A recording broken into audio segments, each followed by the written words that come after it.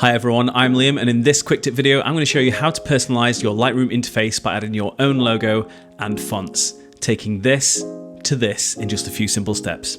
This little known feature is called the Identity Plate and offers a great way to add your business branding to Lightroom, which is especially useful if you do in-person sales or anything else where your Lightroom software is client-facing.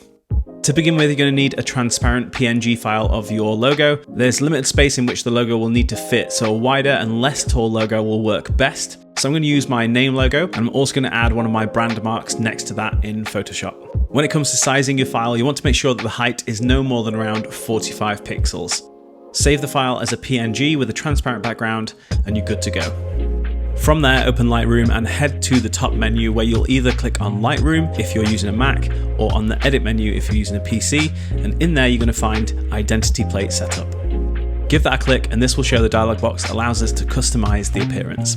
The default identity plate will either be Adobe ID, as we can see in this case, or Lightroom Classic. And what we're going to do is select Personalized. From here we can make adjustments to both the identity plate itself and the typeface for the module picker buttons. Starting on the left with the styled text option, you can type in anything you like and then select the font, style, size and color of that text. Alternatively, you can choose the option to use a graphical identity plate, and that's what I'm going to do. So from here you can click to locate the file, and I'm going to choose the one that I just created.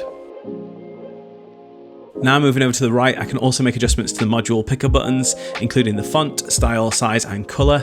And because I've already added my brand's fonts to the font folder, I can simply click the drop down here, locate the font and select it. And then I can go ahead and choose the size and color that I want to use.